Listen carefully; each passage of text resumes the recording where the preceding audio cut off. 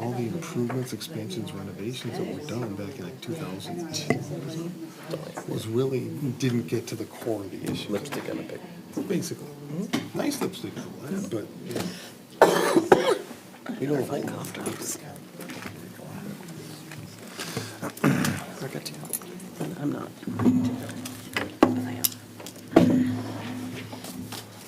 Good evening, everyone. I'd like to welcome you to this meeting, our regularly scheduled City Council meeting. Today's Tuesday, January 16th, 2024. It is roughly 7:30 p.m.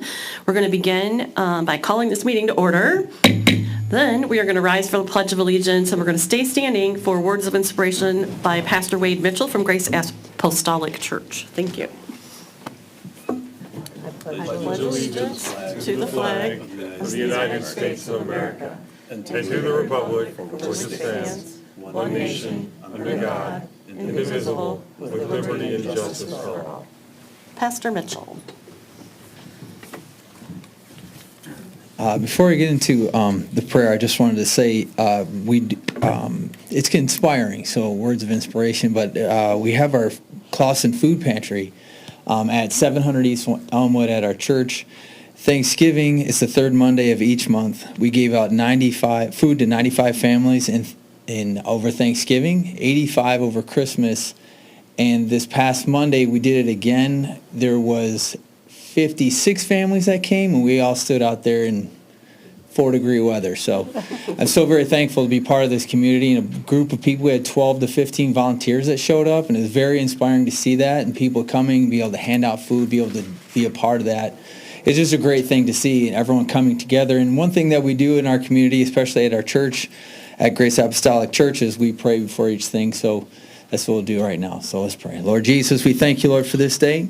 God, we thank you, Lord, for your many blessings. So very thankful for our mayor, our city council members. God, I'm so very thankful for this community, God, and all that it does. God, be with us today. God, help us. God, we'll thank you for it all, Lord, in Jesus' name. Everyone said? Amen. Thank you very much. And thank you for all you do for our community. We really appreciate it. Roll call, please, Michelle. Councilmember Anderson. Here? Councilmember Binkowski. Here. Mayor Milan. Here. Mayor Pro Tem Moffett. Present. Councilmember Shepherd. Here.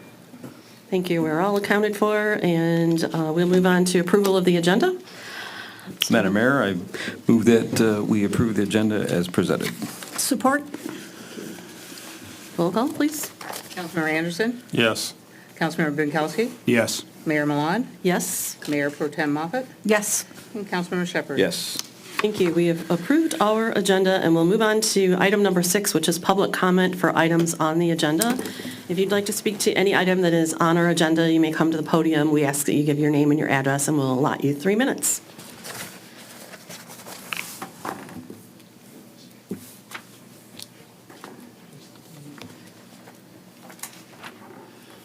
Seeing no one move forward, we'll move from public comment for items on the agenda to proclamations and presentations. And as we have no proclamations and presentations, we'll move on to item number 8, which is consideration of approving the following consent agenda. Madam Mayor, Yes, sir. I ask that item B, minutes of the joint meeting, City Council and School Board held on Monday, January 8th, be removed from the consent agenda.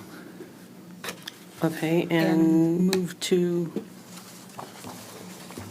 And we can talk about it during new business or whenever. So move to item 9H. Sure. Let's do that. 9H? Support. okay. Okay.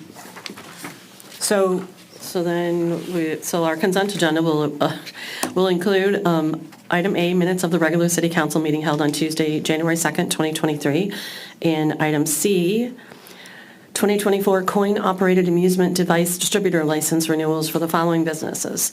Pro Vending at 17045 Bell in East Point, Michigan, 48021.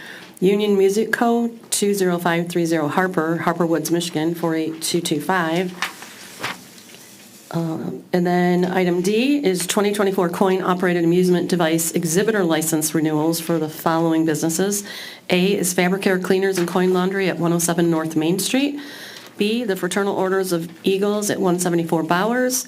C, Old Detroit Burger Bar at 27 East 14 Mile Road. D, Renshaw Lounge at 210 East 14 Mile Road. E, Tavern on the Main, 235 South Main Street. F, The Hideout at 1110 West 14 Mile Road. And then item E is 2024 dance/entertainment license renewals for the following businesses. Item A is Clausen 4188 Building Association, which is the Knights of Columbus at 870 North Main.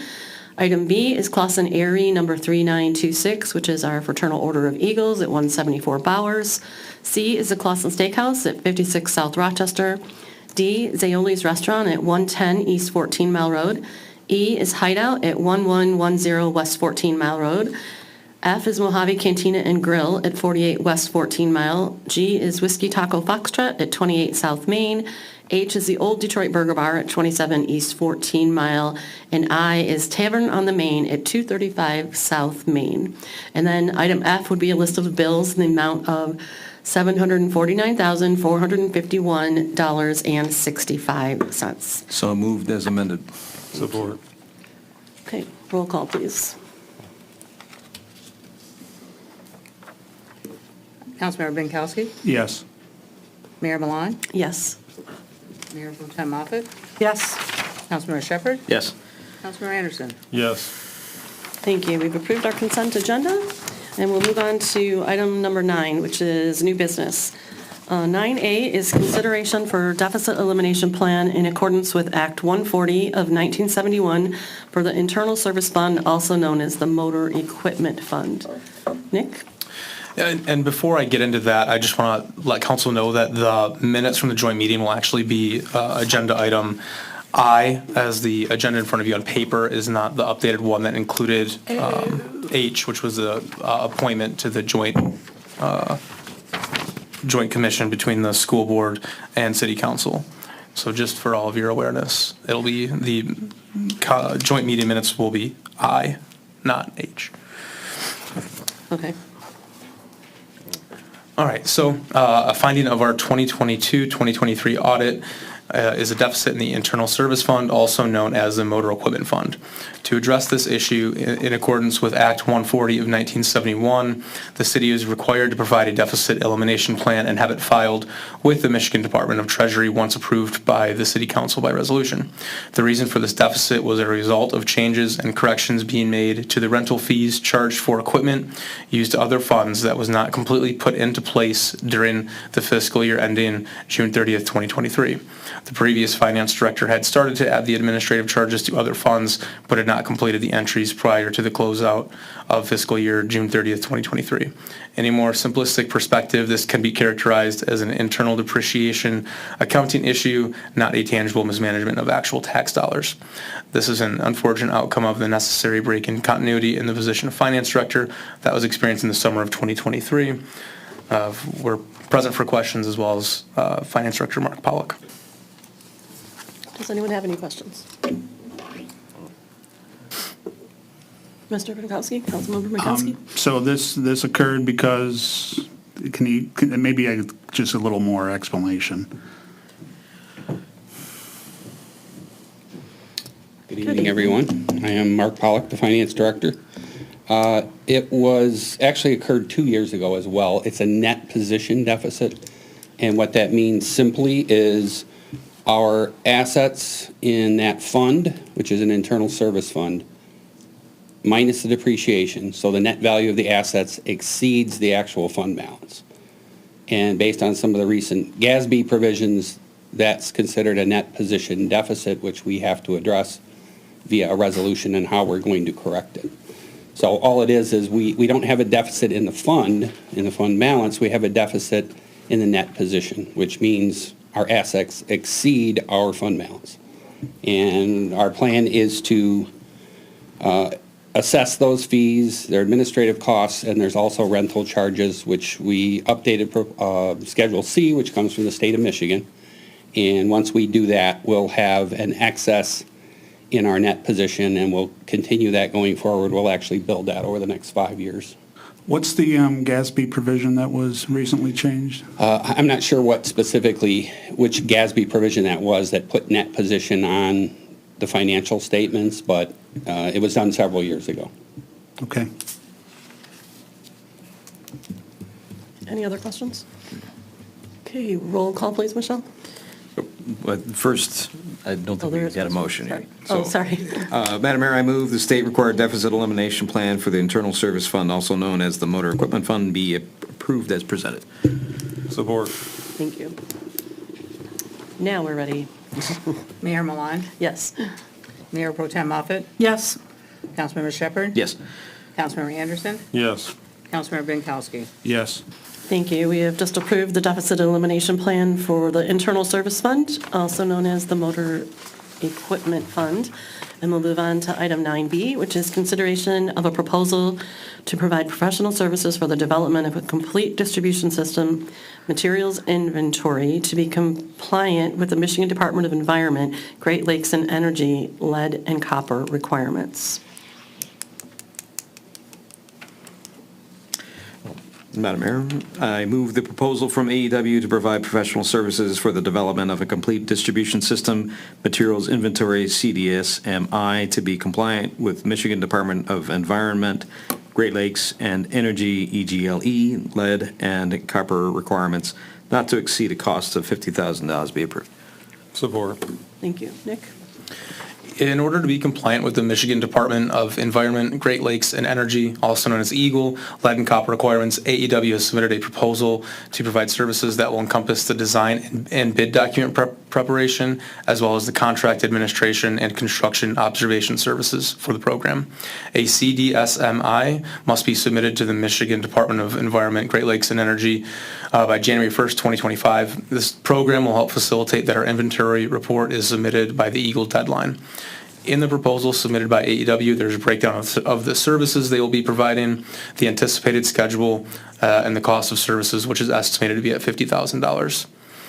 This agenda item is in consultation with the FY 23-24 goals and objectives. Objective 5, Goal 4, identify lead lines in all city and private water lines per current Michigan state mandates of the complete distribution system material inventory in advance of the January 1st, 2025 deadline.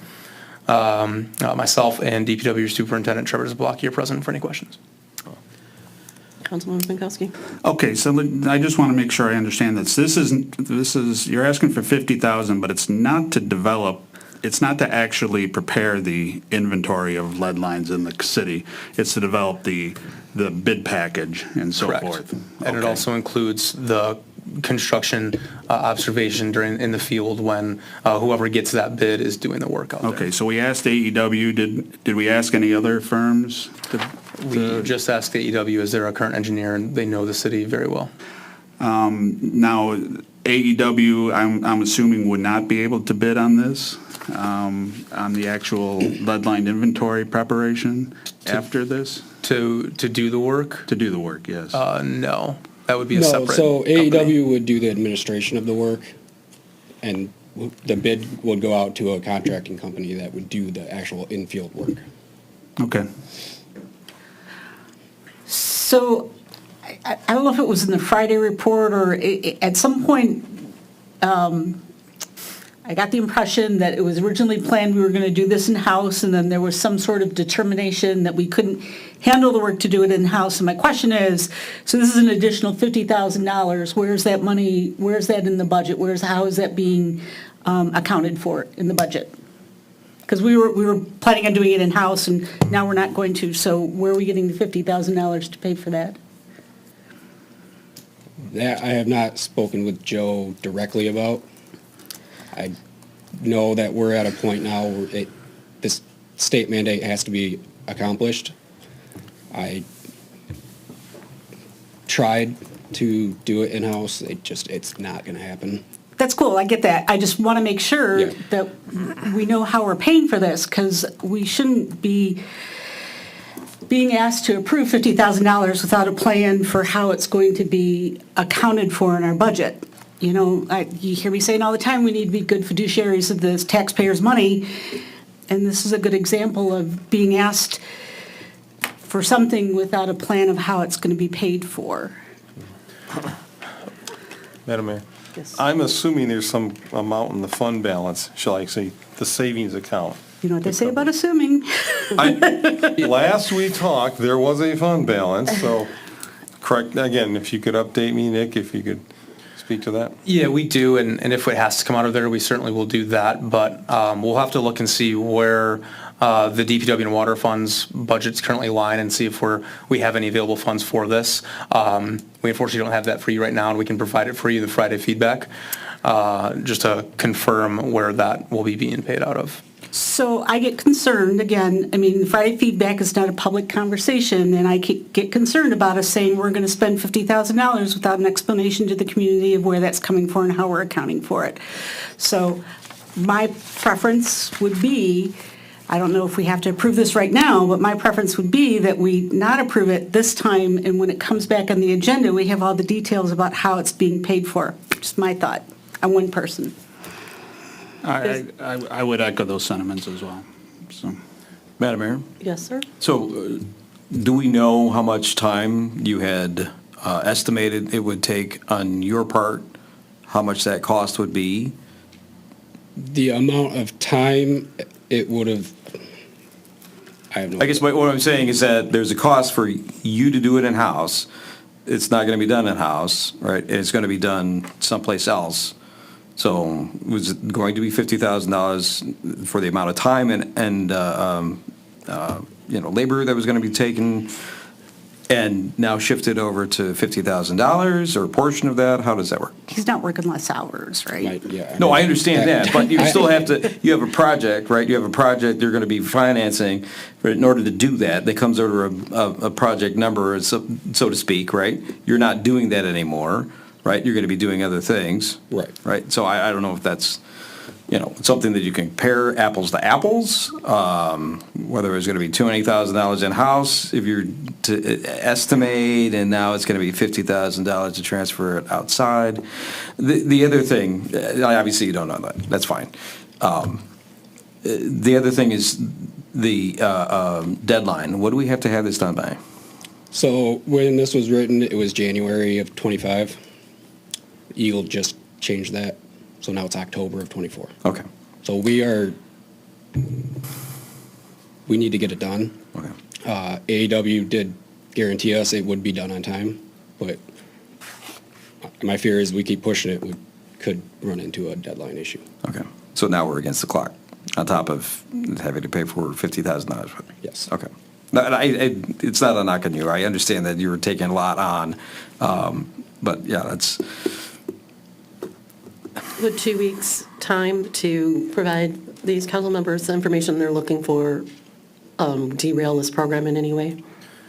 I don't know that it derails it, but I'm already in an uncomfortable position with this, so it's just going to be more uncomfortable. I can't speak for AEW. They guaranteed us it would all get done on time, and that was last week. So I don't know what 2 weeks is going to do, to be completely honest with you. And it is actually 3, and I certainly understand the council members' concern with this. So I would ask that this agenda item be approved so they can start following through with the bid preparation, and we won't pay them for that until we confirm with you guys what that will look like during the February 6th meeting. I'm That doesn't sorry. make any sense. I'm sorry, yeah, but if they do work, we're going to owe them money, and to the extent that we don't know where that money's coming from, we shouldn't have them start. I'm not trying to be an obstructionist here, and I know you work very hard, and I respect you very much, and I know you're a great guy. But, we have to be responsible with the citizens' money, and I'm not saying anything against you, but again, I'm one person, but I can in any good conscience approve this without understanding how we're going to pay for it. It's like if you run a household, you don't go out and, hire a contractor to remodel the kitchen and go, oh, BTW, I'll figure out how to pay for it later, right? And I'm sure we have the money, but roads are $175 million. We can't go to the community and ask them for money to pay for our roads if we can't demonstrate that we're going to be very careful with the money they've already given us. That makes sense. And I have to say, it's a generally uncomfortable position to come into this meeting and then say, well, here's something new, $50,000. We don't know where the money's coming from, but you got to pass it right now. Get to it, council. And frankly, I just don't want to do it. I've already been put in that situation a couple times with the tree removal. I don't want to do it again. Any other thoughts? I guess the question is this, Trevor, the work must be done. There's no question. Yes. It's a federal mandate, right? Now, and what you're saying is because they pulled your deadline up and your lack of manpower, you can't do it yourself, so it has to be farmed out. These are pretty well absolutes, am I correct? Yes, so my original plan with this, before I got to the point where I realized this, I'm not gonna be able to get this done, was that I would do the administration part. Our in-house crew would do maybe like a 50% portion, and we would contract out 50%. And then this whole movement of the deadline and our equipment going down and just our lack of time Sure. has just gotten to a point where I wasn't going to get the administration part done nearly in time to get started on the work. Getting started on the work, then we weren't going to be able to do the work, and it just, and then 3 months doesn't sound like a lot, but them moving No. it 3 months They took makes a huge 25% of your difference. time away, Yeah. right? So that created the situation. Yes. Okay. So when was it that it was decided that they're going to be changing the deadline? Beginning of this month. This month? I believe that's when the letter came in. All right. They haven't indicated any other possibility of an extension beyond that deadline? With Eagle, no, they haven't. Could we petition them for one? Possibly, but there has not been any talk of extensions. Okay.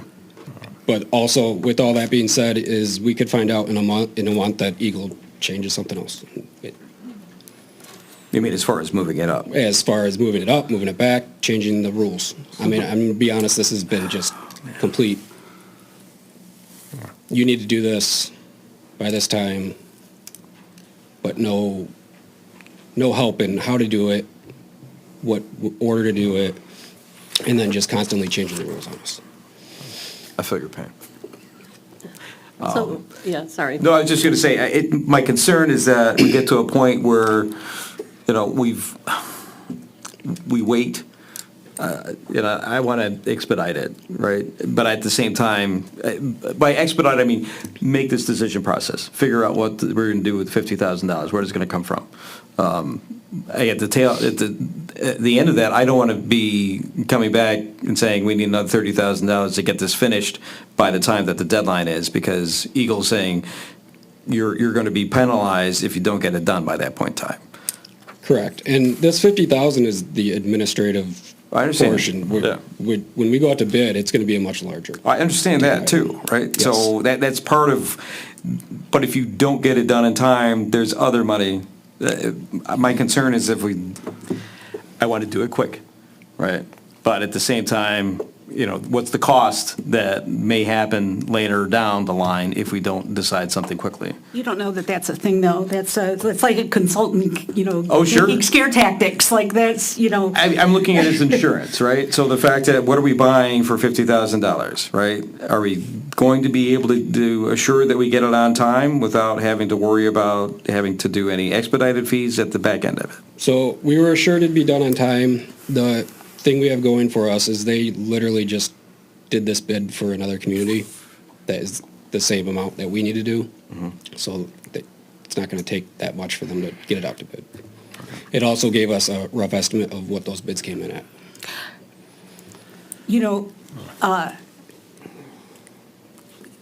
If we keep getting presented with expenses without all the documentation, all that's going to happen is it's going to keep happening. And again, I'm not chastising you, please understand that.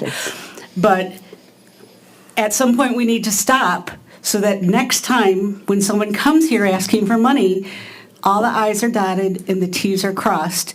And unfortunately, I feel like this is, Councilmember Binkowski said we've already done it a couple times and we didn't have all the details. And we can't keep rewarding that activity. And that's why I think it's imperative that we deny it at this time. Councilwoman? And I have one last thing before I'll shut up and we can vote, I guess. You know, we also received the audit results in our emails this week, and one of those things, you know, one of the things that the auditors dinged us on rightfully is expenditures in excess of appropriations. We're spending more than we budgeted for, and that's not allowed. It says here the city's general fund and major street fund had activities with budget overages that were not amended prior to year's end. And we can't do that. And by passing this, we're going to end up, you know, exasperating that same position. So I'll be voting no, but we can, you know, we don't have to talk it to death. Well, and in all fairness, potentially, because we don't know where the money's coming from or if it was already budgeted for, right? And that is the question. No one's saying it Right. doesn't need to be, the work doesn't need to be done. I mean, we want to. Agreed.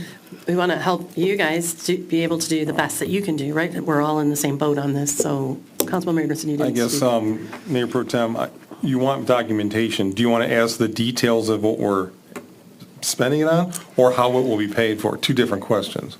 Here's a common comment. I want to see the plan, right? I want to see the plan for how we're going to pay for it, where the money's coming from. We have a budget. It's not in the budget. We're going to take the money from somewhere else and put it over here. I want to understand, does that mean we have to give up something over there, or we have to decrease spending over there somewhere? We need to understand how we're going to pay for this expense. I get 100% we need to make it happen. It has to happen, federal regulation, but we need to understand how we're going to be responsible with the citizens' money and pay for it, and understand what else we have to give up, because if we're taking $50,000 away from something else, then something's going to be a shortfall or not happen over here. We need to understand. That's all. We don't have those details. We don't have that plan. And it's our responsibility to make sure that we have that information, that when something's presented to us, that all those details are thought out, that we're given something that we can make a credible decision on. It's our responsibility to make a credible decision. Well, again, I couldn't give you the number, what's in the fund balance, but I think it's more than $50,000. I And think don't it's a bunch we'll of just- grapes. I mean, we can't make important decisions about the citizens' money on I think, or I suppose, or maybe. This is important stuff. Unfortunately, our finance director has stepped out the door. I know, She right? I could've was like- Shot from the hip and give you a number. I know there's, just from conversations, there's hundreds of thousands of dollars in ARPA money not spent. So the question is, we have the money in the bank. We don't have to sell the family silver to do this. So what's it going to come out of? It's going to come out of the fund balance. I think it's pretty cut and dry. I don't think Mr. Raker, and forgive me if I'm wrong, but I don't think you have to cut other budgets to pay for this. It will come from a fund balance. So you vote your heart, I'm going to vote my heart. Okay. I'm just curious, what's the answer? Is that true or not? I mean, I can't give that answer right now, but I understand the concerns, and because AEW did do this with another community, I don't know if it'll be that difficult to create the bid documents, so if. We're not to exceed $50,000. Is Correct, that what they that's- spent for the last community? That's the proposal that we have. Okay. So it'd be not to exceed 50,000. Trevor, will this put you in any hardship if we delay for our next meeting? Me personally, yeah, I'm going to lose my mind. But That will was we, happening anyways, right? will it put us behind enough that it'll affect? I can't say for sure either way. But I understand 100% what you guys are saying. I understand that. So. If I may, Madam Mayor, Yes. how long has it been that you've been doing this now for how many months? I don't know. But I mean, as far as it's a pace that you know should take X amount of days, right? And how much do we still have out there? So the way it's going to go is we already have the information to AEW to get started on this. Okay. The information that I was able to gather in my time attempting to do this and the information they asked for, they are ready to go as soon as we say we're good. It shouldn't take them that long to get the bids out and get us rolling on this. Okay. So do I think if we wait to the next meeting, will we be okay? Maybe. I mean. Okay, so is there a weather-related activity? Is it weather dependent upon them being able to do this? The actual work, no. Okay. The weather shouldn't affect that. So they can go out in 10 below zero, and if that's what they're supposed to be doing, they'll be doing it? Yes. Okay. Real quick, the schedule that AEW proposed would show work starting in late April, early May. So if we did wait to the next council meeting to make this determination, the work would start probably middle of May at the latest, Yeah. and you still have 4.5 months to complete the work. So I'm thinking it's not going to take them long to get the bids out, and that would Okay. be what I'm most concerned about, is Yeah. getting the bid out and spending that time. Are there contractors readily available? When they put this out to bid last time, I think they had 5 bids on Okay. it. All right, so it's not as if it's, we got 1 or 2, and they're going to be booked by, No, March. there's plenty of contractors out there. okay. Okay. Anything else? Let's vote on this item. Mayor Pro Tem Moffett, No? Councilmember Shepherd, No. Councilmember Anderson, Yes. Councilmember Binkowski, No. Mayor Milan. No. And just for the record, our no's are just because we want the information up front. We want to support our people. 100%. And I will say no to this one. I'm pretty certain their $50,000 is covered, and they probably have a line item for this, because this is not a new thing. But I do understand our council members' concerns about having the appropriate information, and I would rather stop this one, if it's something we have time to deal with, than to stop something in the future if the concerns remain the same. So, Absolutely. We'll definitely Message. provide everything that you're asking for at the next meeting. Thank you. Thank you. Awesome. Thank you. Okay, we will move on to item 9C.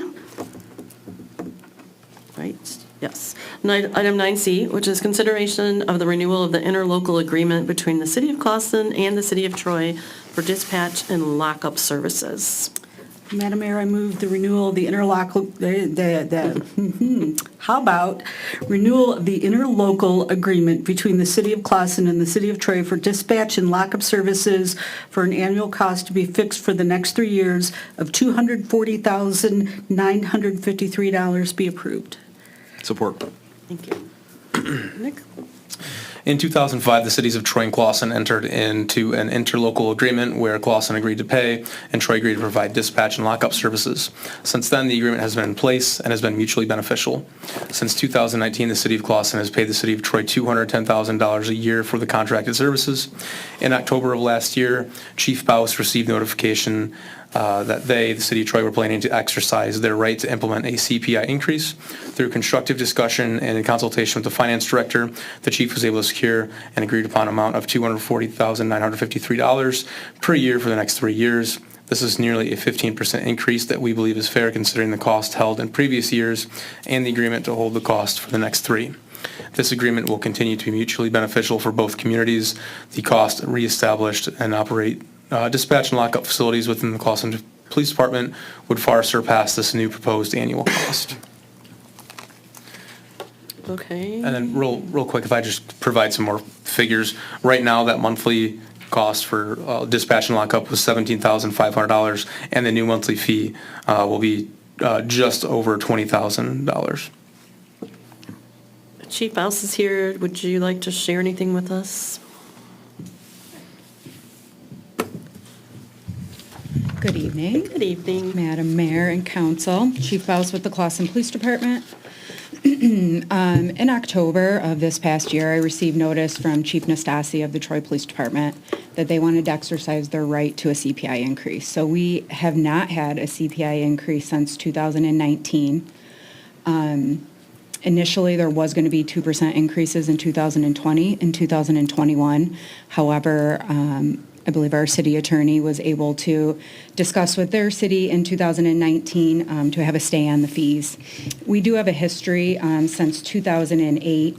In 2008, we had a 3% increase, 2009, 2.5, 2010, there was a reduction of $3,000 due to no animal control services, 2011, a 10% reduction due to the economy, 2012, 2013, status quo.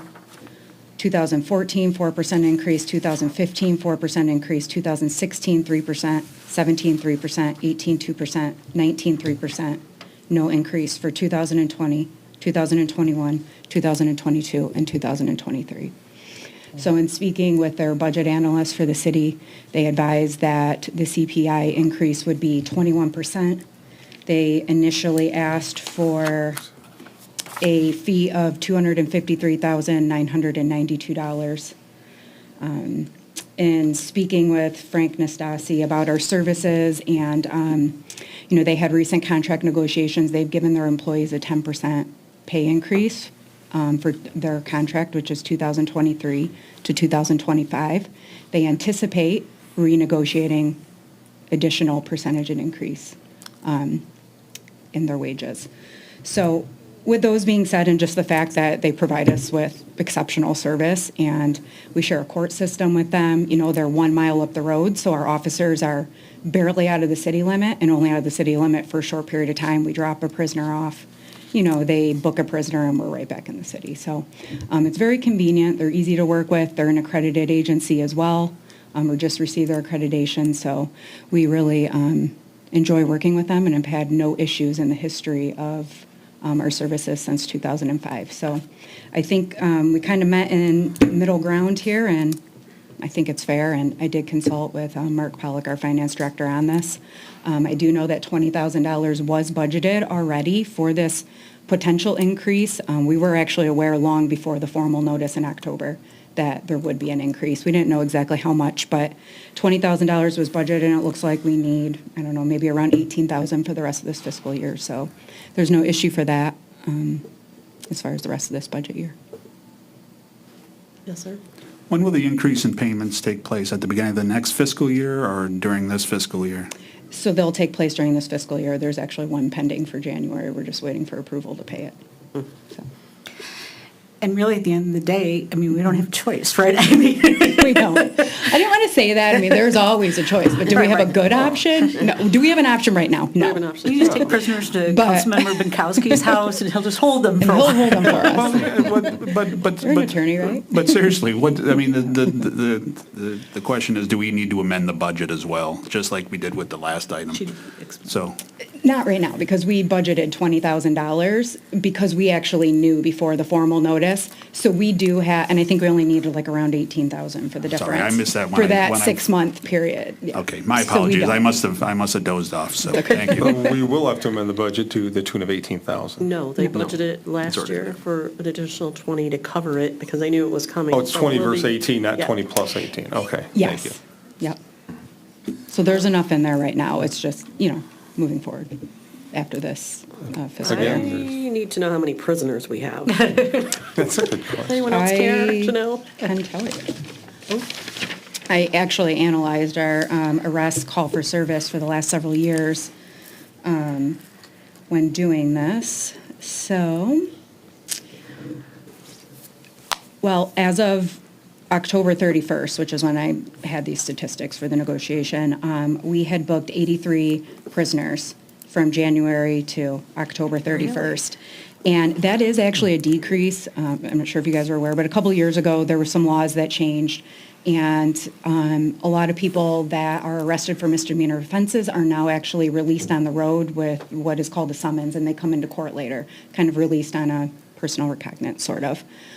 We used to take them in and book them. So there is a decrease in prisoners being booked. However, there's about a 600 call increase in calls for service this year compared to last year. So Wow. it's like a 9.3% increase in calls for service. So I'm sorry, 600% increase in what? 600 calls for service, which is a 9.3% increase in our When you say calls for service. Calls for service, could you define that term, please? Yeah, so calls for service are what the officers are dispatched to. So someone calls in, needs some type of service. They may take more phone calls than that and not dispatch an officer, but those are the actual dispatch calls for service.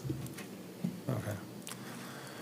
And you said you had 83 that were booked. I assume that they're coming and going, so the jail population of Clawson would be something less than that any given time, right? Oh, yeah, I mean, the city of Troy is just a temporary holding cell. So they, they book them, they hold them until they go to court for arraignment, and then they'll either post bond or be transported to the Oakland County Jail.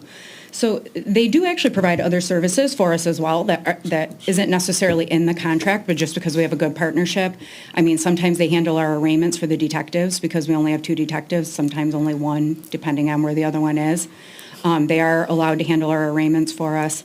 They do transport our prisoners to the county. Unless they have no prisoners going, then we have to transport our own prisoner to the county. It's rare. I mean, they have a state-of-the-art training facility that they allow us to use for free when we want to book it. I mean, there are perks to having them as a partner that isn't in the contract. You know, they're really wonderful to work with, so. They have also breath alcohol testing Yeah. for all our drunk drivings, and they also have to come in and testify in court whenever they do so, whenever we do hold trials, and they've yet to bill us for it. So actually, it hadn't occurred to me up until now, but that's another one that they simply do not bill us for. I was going to ask, it's not included in this, Well, you know, it's not. not as a line item, right? Certainly So- not. And we shouldn't talk about Let's it. not. I know, exactly. I mean, I'm they fine are, with that. I mean, you make a phone call Thank and you, they meet the needs you have, you know, we regularly get preservation letters, FOIA letters, where we're needing them to burn, you know, footage to a CD from their booking facility or from their calls for service.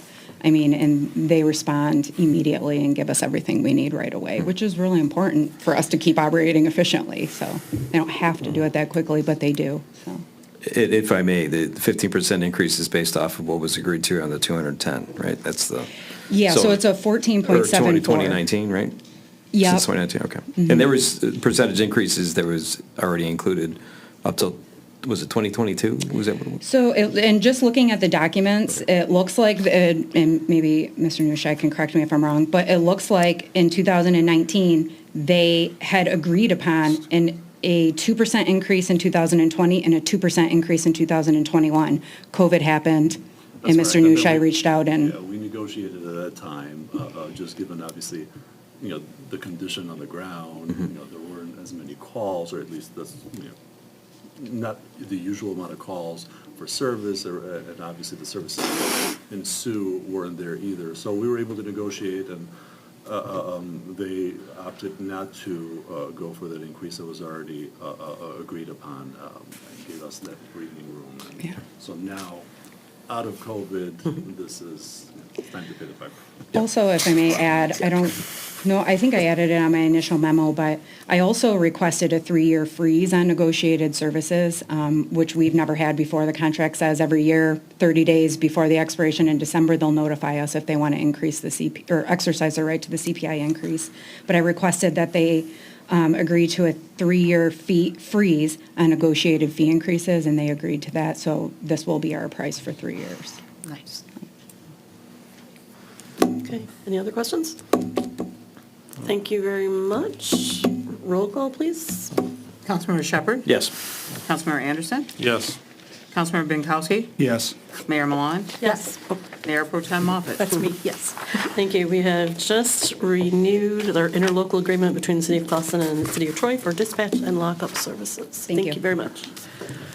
Moving on to item 9D is consideration of the special event request by the Clawson DDA for the Clawson Fest event to be held on South Main Street at 14 Mile Road. And this is a good one to think about because that's summer and we could think about some warmer weather right now. I move the special event request by the Clawson DDA for Clawson Fest to conduct their annual event on August 24th, 2024, from 2 p.m. to 8 p.m. be approved as presented. Support. Thank you. I see Ms. Horton is here. Would you like to give us a heads up on what's planned for this upcoming year? Yeah, this is more accurately the request to close, to have the road closure. So that'll be from 14 Mile to Tacoma for Clawson Fest. And this will be the second year in the street, and looking at making it even bigger and better than last year, which is the goal with all of our events, is to try and improve each year. So we provided a map that was very detailed, where the vendors were, where everyone's going to be. And certainly whenever the city is ready, we'll sit down with administration and department heads and make sure that everybody's working in concert. It looks like the map we got is we got two versions of the Cinema on the Streets and didn't get one for Clausen Fest in our packet. But I'm assuming it's going to be very similar to last year or identical. Clausen Fest again is 14 mile to Tacoma. Tacoma, right. Yeah. Okay. And Cinema on the Street is just a little south of Madison.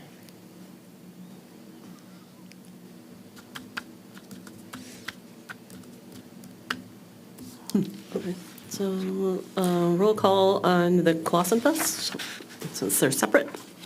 Councilmember Anderson? Yes. Councilmember Binkowski? Yes. Mayor Milan? Yes? Mayor Pro Tem Moffett? Yes. Councilmember Shepherd? Yes. Thank you. We've just approved a special event request for the Clausen DDA for Clausen Fest, which will be held August 24th from 2 to 8 p.m. And we'll move on to item 9E, which is consideration of the special event request for the Clausen DDA for the Cinema in the Streets to be held on South Main Street at 14 Mile Road on July 6th. I move the Cinema on the Street motion be approved as printed. Support. Thank you. Chief House, I see you have your hand up back there. I don't want to cut Mrs. Horton off. No, you're fine, go ahead. So I wanted to take a minute to comment on this. I saw that it was scheduled for July 6th, 2024, 2 days after our 4th of July event. I have requested from Ms. Horton in the past, last year, that it not be the weekend after the 4th of July. My staff is exhausted. We cannot provide quality services at that time, 2 days after the 4th of July. I believe the 4th of July committee plans on asking for several days again for the carnival in the park, which we love having, but we provide, a substantial amount of services for several days leading up to the 4th of July. Most of my employees are working all day long on 4th of July, sometimes working the midnight shift from the night before to the morning, all day for the parade, going home to sleep for a couple hours and coming back at 6 p.m. for briefing for fireworks until midnight.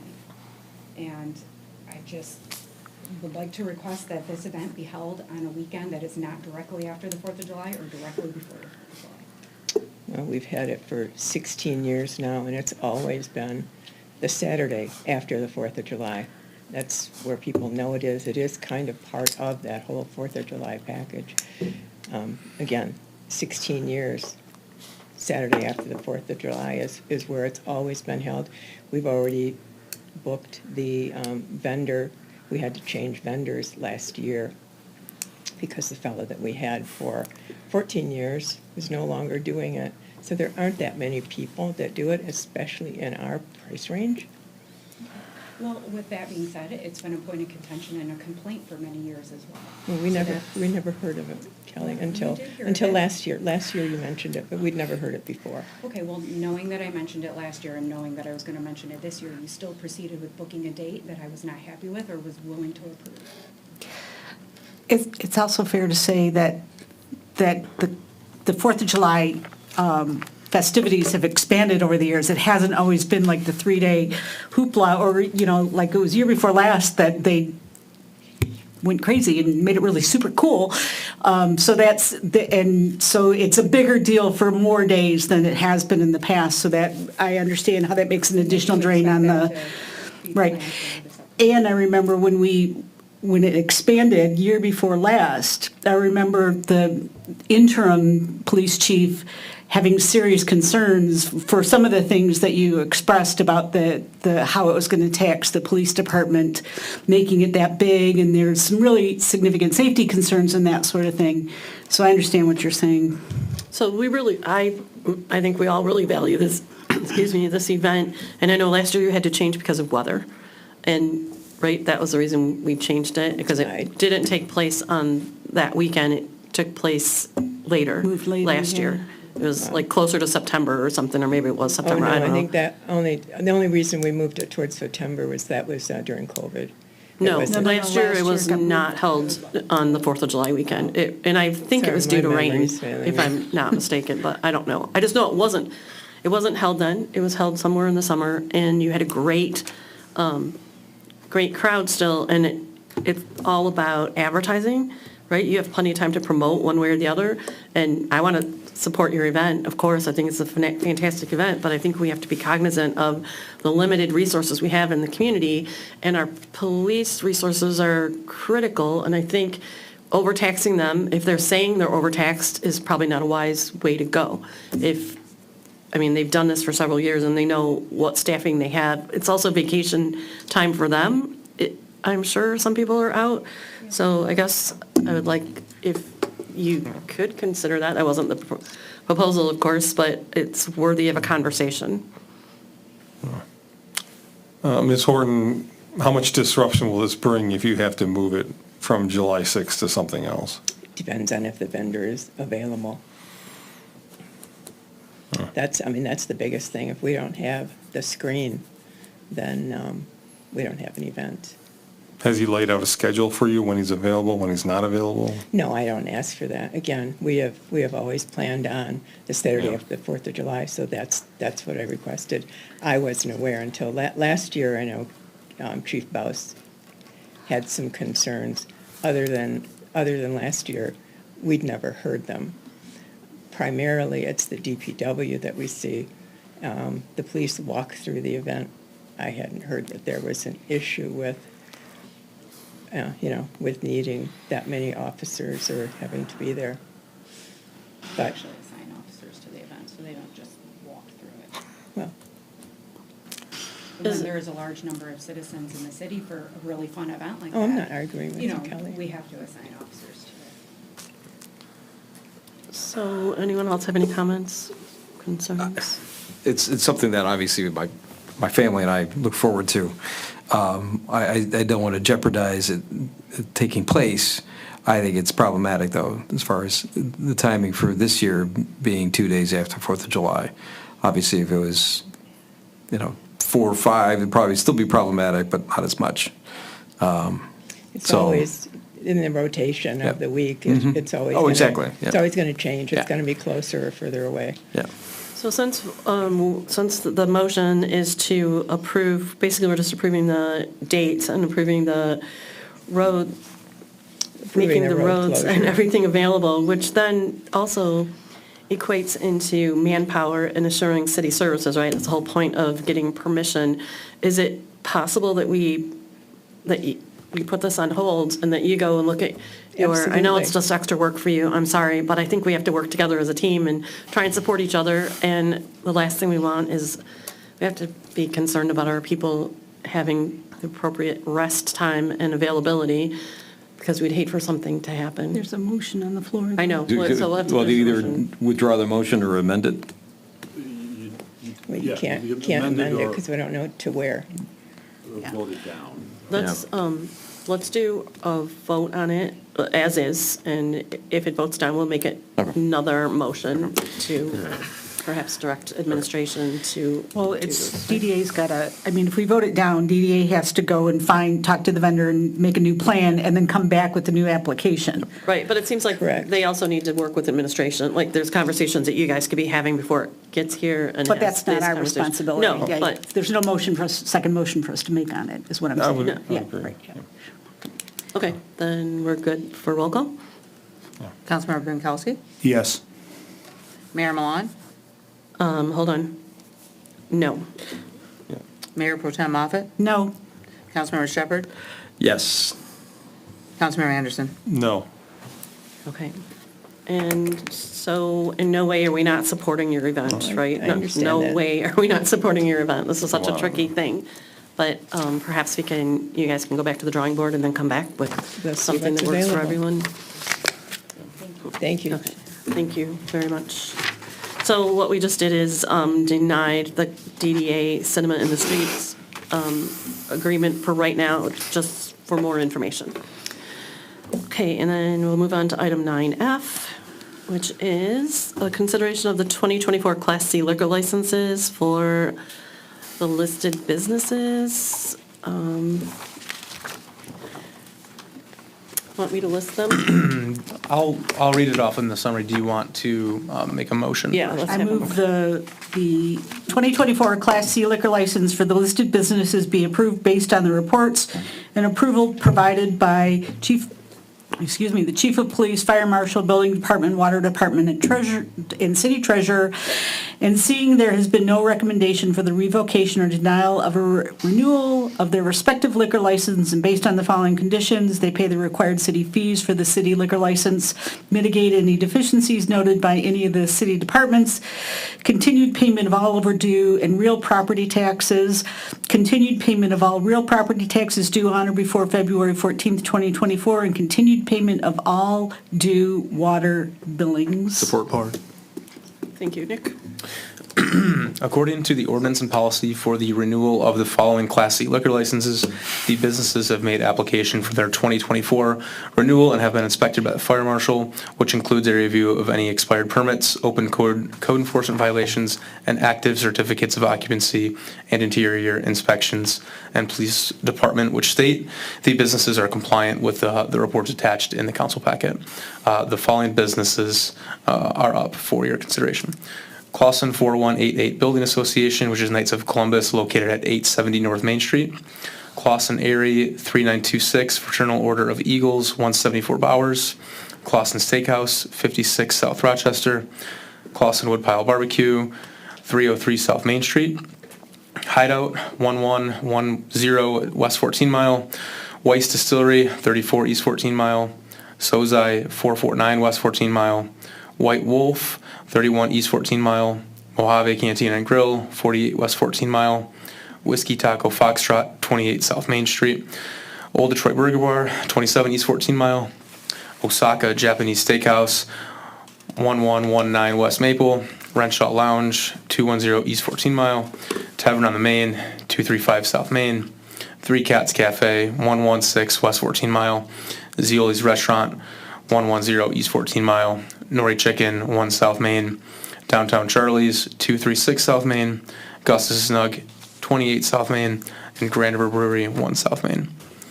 In the packet, you'll see that there are some yellow highlighted businesses that are still currently due as of January 11th, 2024. I believe we got an update that 2 of those businesses have paid. I don't know which businesses, and we'll have Michelle answer that one in a moment. But it's a recommendation that all licenses be renewed with the stipulation that each establishment continues to pay their due taxes and water bills, and with the help of our police department, they will continue to pursue the delinquent applications which otherwise passed inspection. So we're present for any questions. So anyone that is delinquent, when do we decide it's a problem? If we go ahead and approve them, and I'm not opposed to approving them, technically they have until February 14th to pay taxes, right? Because that's open until then. So how do you handle that if there's anyone on this list who just decides, I already have it, it's already been approved?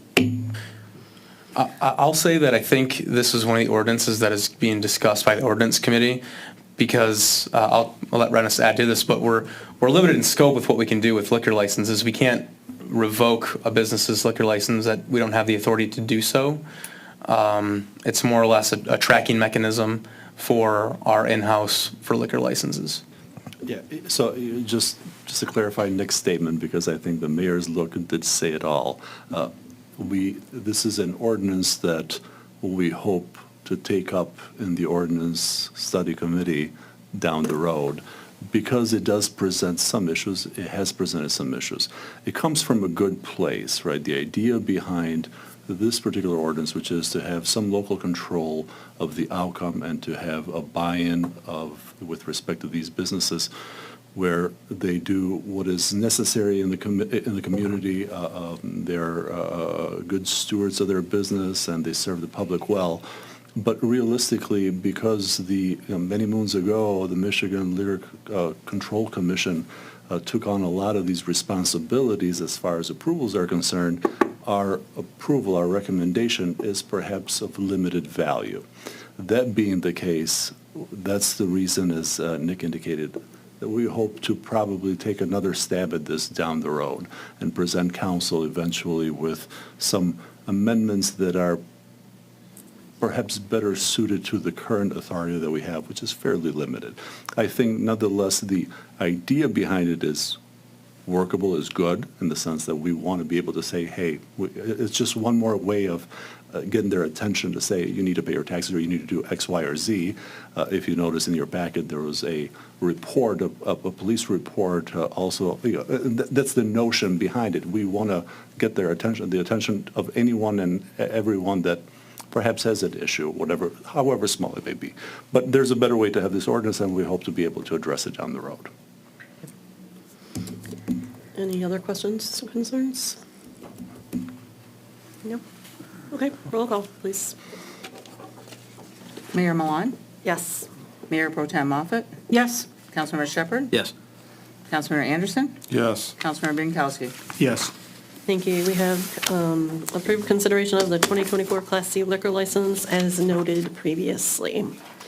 We'll move on to item 9G, which is consideration of discussion on boards and the boards and commissions process. Or, all right, I'll ignore this one and go to this one.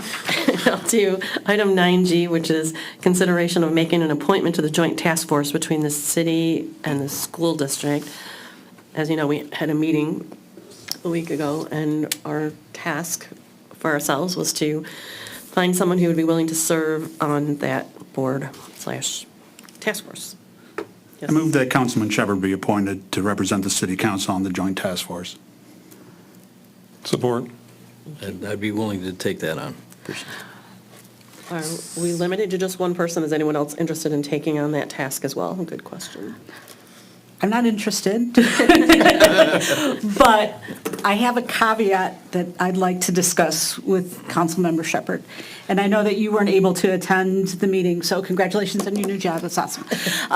But in the meeting, there was a comment made by one of the school board members about how under the previous council that there was a committee that was involved and they knew everything that was going on and yada yada.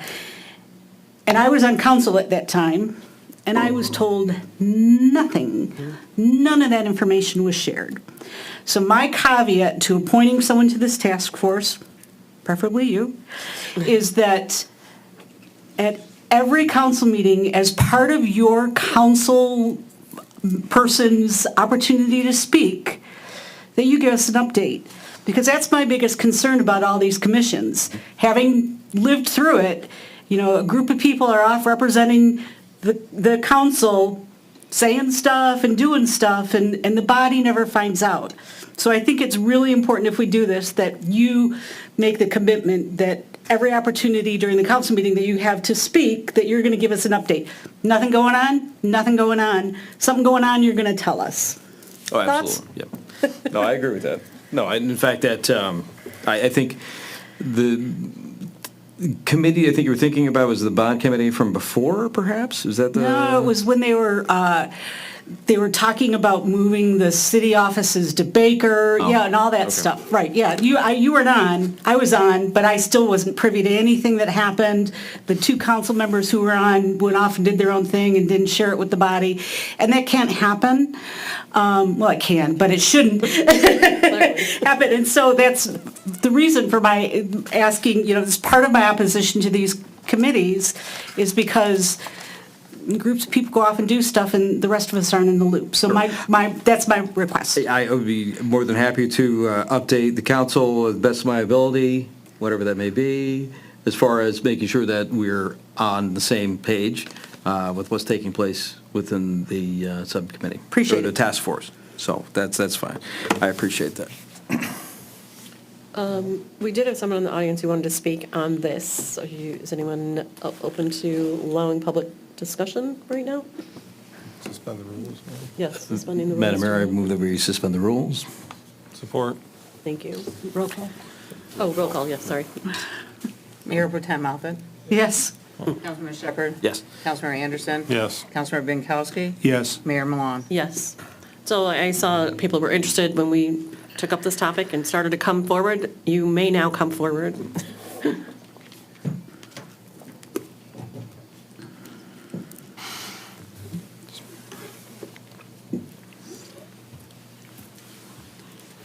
My name is Ron McCauley, 1008 West Selfridge. I was at that school board meeting 2 weeks ago. I agree with what they're doing, or what you guys are doing, is coming up with a small committee to take a look at what the school board has done, what the city has done, and try to come up with a recommendation for what we're going to do about Shawm. I want to be on that committee, but only for the time it gets the resolution taken care of for Shawm. And, that should be, what, 2 months?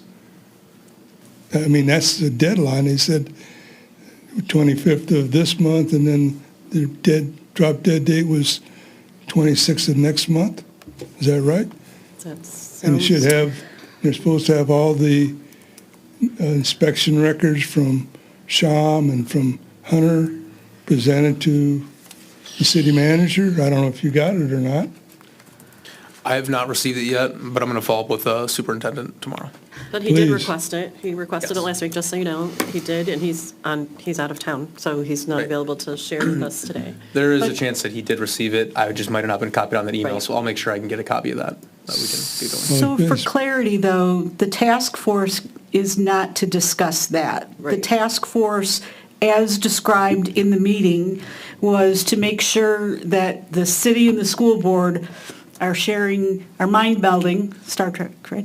They're sharing thoughts and ideas so that the school knows what we're doing and we know what the school is doing. So if there's any opportunity to everybody have a booth at Clausen Fest or whatever. So it's not, the purpose of this task force is not in any way, shape, or form to discuss the Shawm issue. That's the report we're waiting from the city manager. So that's not what the task force is for.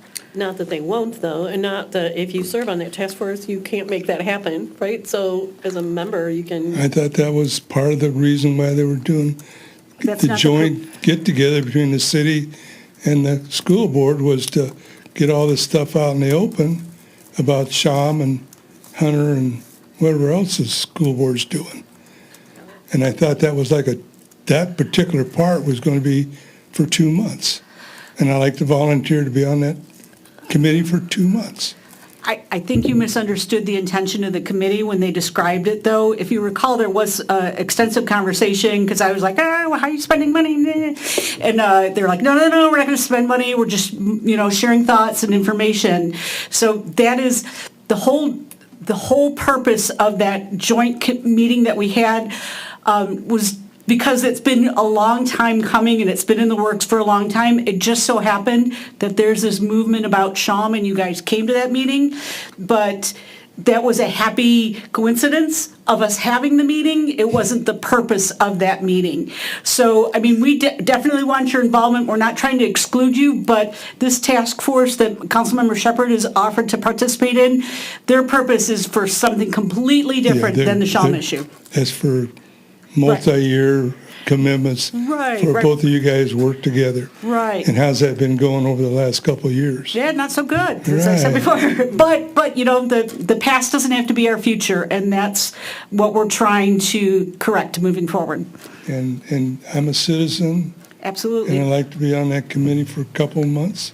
If I don't see myself being important to that committee, then I'll just resign. So I think that the committee, once, and I'm speaking, you're going to be on the committee, you're going to decide it, but once you and the school board get together, you then have to decide the construction of that task force going forward. So they haven't determined exactly what that looks like. We know that we have someone from council, a couple people from the school board, and then they have to decide that. So, I'm sure you can make sure your name and number is submitted, so Councilmember Shepherd has it at his fingertips if they are going to incorporate, but we don't know what the task force is going to look like going forward.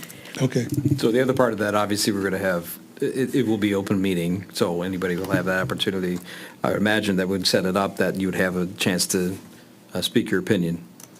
I'd like to know when the answers to what we're waiting from the city or the school board, we're going to get that to meet their next month, 26th deadline, to be able to do anything about what they're planning on doing with Shawm.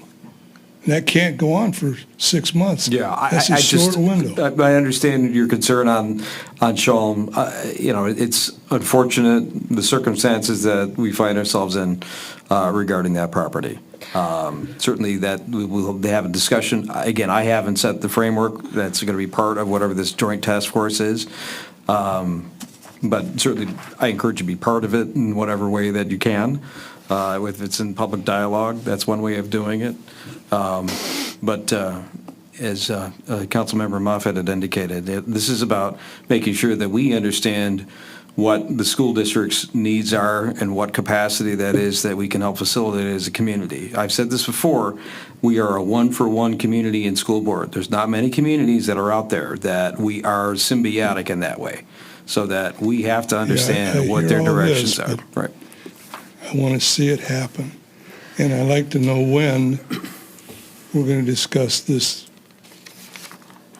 in the next week or month and a half, when this committee's going to get together and make some decisions about that. We We can't will- wait till July. We'll share that information with you when it comes up, and you are correct, during the conversation that evening, they did state they wanted other shareholders, stakeholders involved in the board. So we will definitely put your name in, that you made yourself very clear that night as well, and the other board heard you. We can make sure that that happens for you. Councilmember Minkowski? I wanted to just make a clarification from what he said there. He talked about the task force making decisions. The task force is not making Recommendations. any decisions. Right. Recommendation. Okay. Bad choice of words. So can Nick, do you think that that's going to be an agenda item on the February 6th meeting? If we can make that happen, absolutely. Okay. But I think in a perfect world, we do that, and I think it's what we want to do, because we don't want to wait around and let this go on any longer. That's certainly our intent. So I think the goal would be to have that as a discussion point on the February 6th agenda. And then I don't know if the initial meeting between the joint task force will be before or after that date. Obviously, they need to coordinate schedules. But like the ordinance committee, that'll probably be posted like a public work session, and the public will be encouraged to go as they develop a long-term path forward for how that committee and task force is Do you going know to what the look. school board's agenda is? When's their next meeting? I do not know that. They're on Mondays. Mondays. This next Monday? I don't know what their schedule is, but they meet on Mondays. First and third Mondays, I believe, but you'd have to take, the school board has their webpage dedicated to what that calendar is.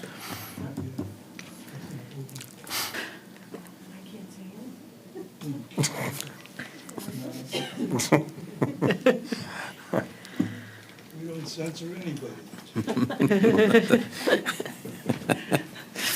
My name is Ginny Sham, and this is my leader dog, Karma. I live at 1046 West Southridge Boulevard. I wanted to thank you for the meeting with the school board together and working together and setting up a task force and doing whatever you've done in the past and what are you going to do in the future.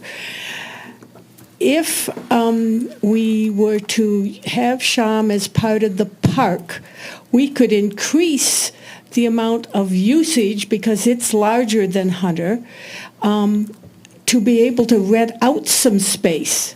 Just throwing this out, because we could make some money that way as part of this situation. And if we need money to be able to do this purchase thing, we can do a bond issue kind of thing. And so I'm throwing it out that we could make some money by renting it out for a baby shower or a family reunion or this, that, or the other thing, because other senior centers do that. And so I'm throwing it out for us. And I have a question. If the city council were to decide yes or no, let's say they decided yes on adding it to the park and purchasing Sham, what happens then? Does this then go to the school board to say, yes, we're going to accept yours, or not? Or what happens if you say yes? I thought that it had to go, someone said it would have to be on a ballot. You mean a vote by all the citizens or a ballot of the school said board? That we would have to, Yeah. if we wanted to purchase it, the school board said that if we wanted to purchase it, it would have to be a ballot issue or something. It may be a little more complex than that on account of the fact that obviously there was bond language, there was millage language that may dictate what this council is able to do and what the school in return is able to do as far as both the sale of the property and then also what happens that transpires thereafter. We have, on our charter, we have a limitation as far as selling, not necessarily buying per se. The sale of property, and now with the new charter, certain property would have to go to the voters beyond certain monetary thresholds. But as far as acquisition, we have some room. So if part of the theoretical conversation was to sell Hunter, we'd have to have a Pardon me, ballot yes. on that first. So Hunter, if part of the thing is to sell Hunter, we'd have to wait for the cycle to be able to have that on the ballot and vote on. So, You're correct. Okay, yeah, I okay. didn't recall that particular portion of it. You're right. If Hunter is estimated at over 400,000 being the threshold, then that would have to go to the voters. okay. So is the final decision up to the city or up to the school? So we don't really, I think it's very fair to say, we don't know anything, right? Okay. It's, I mean, not because we're not smart enough to know things, because it's uncharted territory. And what we're trying to do as a body is do our due diligence to be respectful to the people who come to us and ask the questions about what if. Is it possible? And that's where we are right now, and that's why we're waiting for the information from the school district Okay. to provide us to see if there's any feasibility that we could take on a task such as Shalom, and what the benefit would be for the community, city, to take on something such as Shalom. And then it would be a negotiation with the school board to see if they're interested in letting an entity such as ours take on something such as Shalom, right? And there's dollars involved and clearly legal issues and other things that we haven't, probably haven't been discussed greatly because we just don't know at this point. But we're Is trying to the- do our due diligence to respond to residents' serious concerns about, is there another way other than demolition and Yeah. housing in that spot? Is there enough time to do all that? That we don't know either. I mean, in all honesty, we're knows? just doing this, right? Yeah. Okay, thank you. You're welcome. As the resident makes her way to the podium, the next school board meeting is January 22nd, Thank you. next Monday. That sounded like a narration of a movie, as the Yeah. resident makes her way to the. Hello, I'm Linda Hale. I'm at 940 West Selfridge. Been here before, and I just wanted to thank everybody for the joint meeting.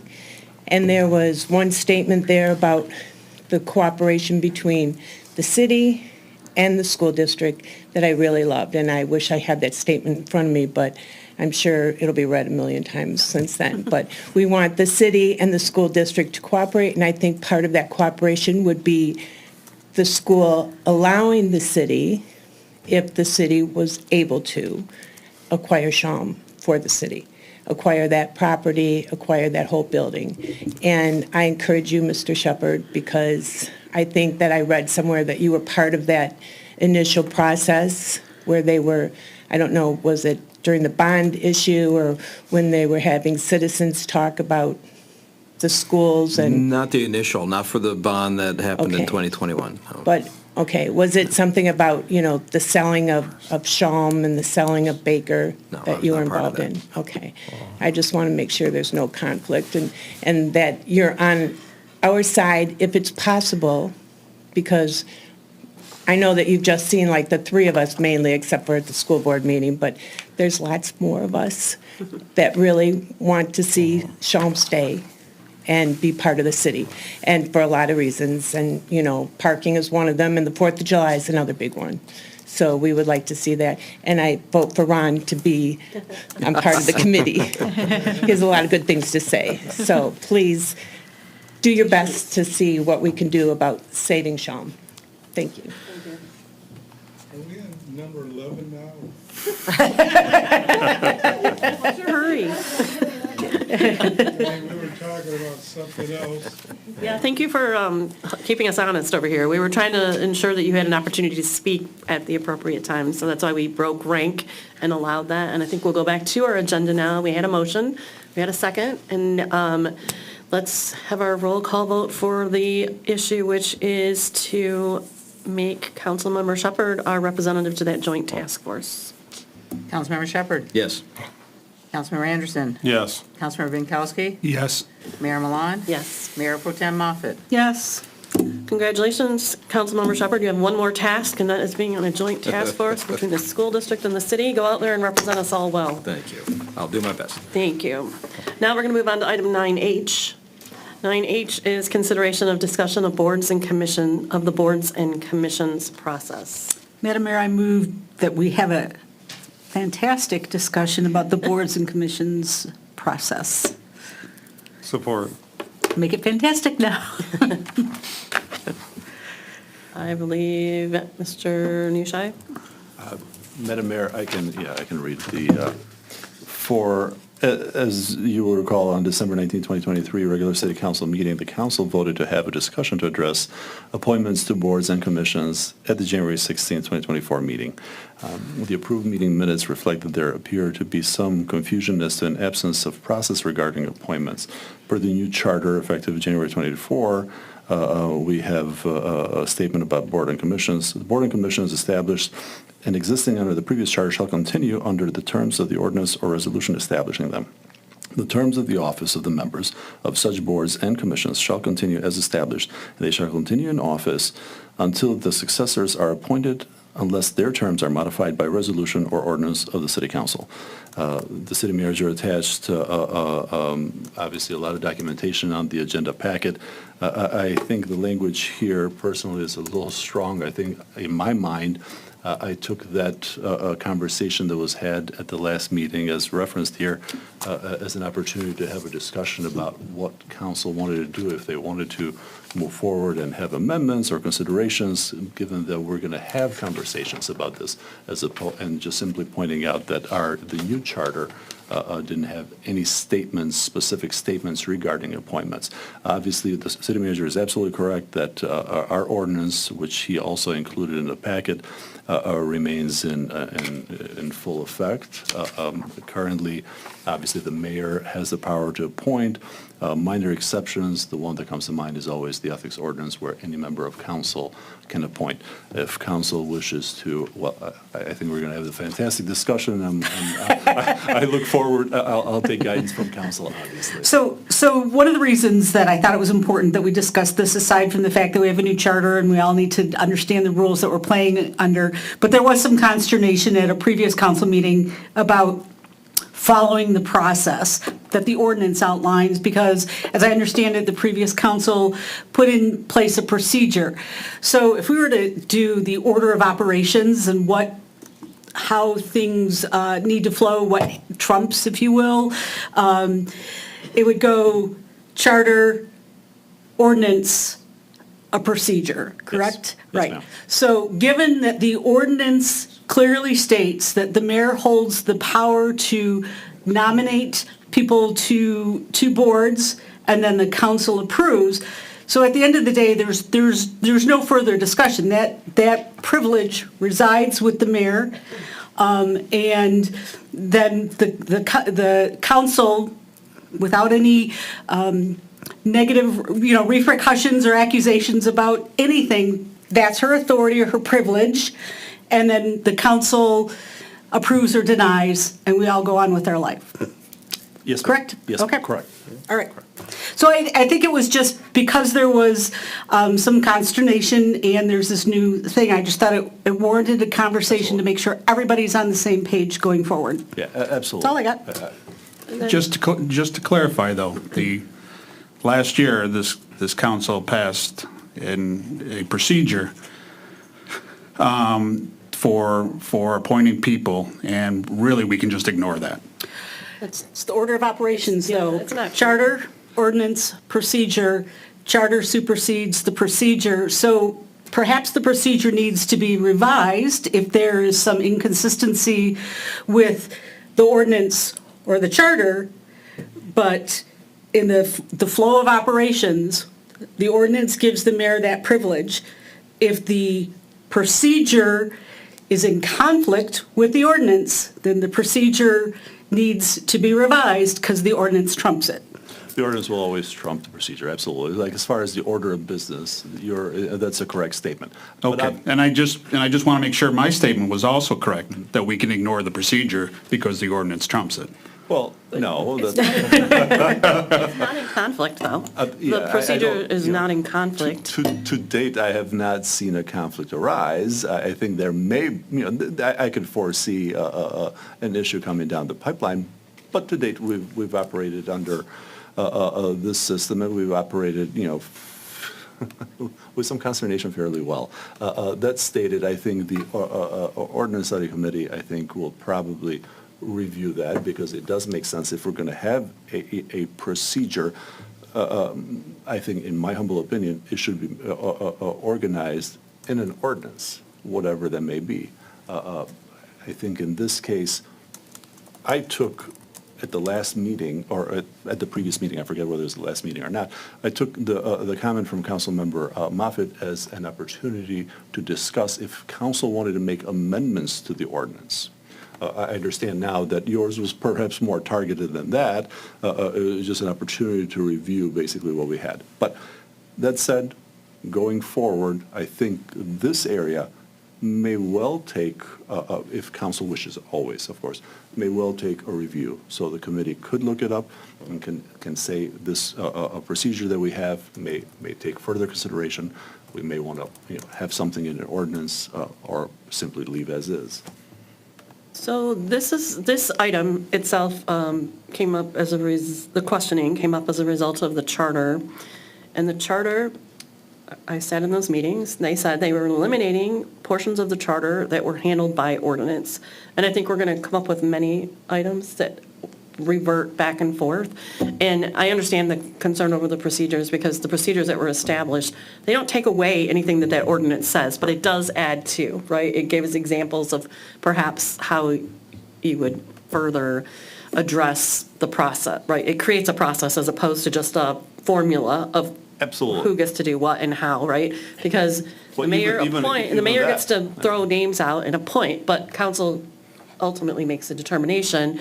And with appropriate, and I think the key to it is with appropriate time to evaluate the candidates, right? Because I've sat on this board when someone has handed us something and we're like, wait, that's not the process, right? We want to always make sure we follow process, and asking the questions about this and then many of the other ones, they're going to come up, I think will be good to know. And then just to tie in, when we had our meeting the other day regarding ordinances, I think that is something we discussed, that maybe it would be good to know those ordinances, those items that came off of the charter that now revert to ordinance only, right, that no longer have that connection. So something you can work on in the future when you have nothing else to do. But I think it would be beneficial to us, because I think this is going to come up over and over again. But Madam Mayor, with all due respect, that the only person that we've appointed so far, that was done on a surprise, we're appointing this person right now. There was no process. I didn't even realize that there was a vacancy on the planning committee because, the website hadn't even been updated to show that there was a vacancy. So I didn't know about a vacancy, and then all of a sudden we're appointing someone, and that's the process I think we need to slow down. Let's take a look at all the candidates, and yes, you have the ability to appoint, but hey, why not even let us look at the other candidates that have come up beforehand? Well, you have you're new to this, so we followed the same process that has been followed in the 6 years I've been here, and I'm assuming for all of the years before. It goes in the packet. So when you get your packet, you have the information that says what's on the agenda, who's on the agenda, and I get some weeks between Thursday and Tuesday, you may not have time to contact someone and vet them, but typically people who are up for these things are people who are known in the community, and that's just how we've done it. And I'm open to dialogue about how to make it better, because my worst meetings, and we've had some really horrific meetings here, the worst meetings I think I've sat through here are when a body turns someone away. publicly turns them away without a great reason. But that's just on me. But I'll happily work with you to provide you information as quickly as I have information so that you don't feel blindsided, because information is power and we're supposed to be working together. And ultimately, I think we all want to work together on this and all of the things we do together. And I would say that I understand that you want to see all the candidates, but that's not something you're entitled to. The mayor gets to do that, and you're not. I'm not entitled to see all the candidates? No. Of course it is. It's public you're not. information. Well- We should all be able to see them at all the times. You're not, so you can FOIA it like anyone else. You're not entitled. You're just not entitled. The ordinance gives the mayor that privilege. And that might make you uncomfortable, but those are the rules that we operate under. Those are just the rules. But it's different than the procedure that this body passed earlier this It's year. not different. Charter, ordinance, procedure. And like I said, the procedure can be ignored. That provision, the provision that makes you feel like you're entitled to see all the candidates, yes, I would agree, that can be ignored. You don't throw the baby out with the bathwater. The rest of it can stand, but if there's something in the procedure that makes you think that you're entitled to usurp her privilege of deciding which candidates get put forward. Wait a second. Well, let me finish, I'm speaking. If you think that there's something in the provision that usurps her privilege of deciding which candidates get put forward, then you're wrong. I never said that her ability to nominate people is being usurped. By providing me and the rest of this council with every applicant is not usurping her privilege to nominate. That is ridiculous, and I ask that you retract it. It's not ridiculous. I think it's a very logical assumption by you wanting to look at all the candidates so that you can counter what she's putting forward. It's information that you have no use for because she gets to make that decision. I don't want to argue. My whole intention of bringing this up was to provide clarity so that everyone understood the rules that we operate, and those are the rules that we operate. If you disagree with it, then let's talk about revising the procedure, but the procedure is going to only take out that piece which conflicts with the ordinance. That's how it works here. Just for clarification, it's not me, it's the role of mayor.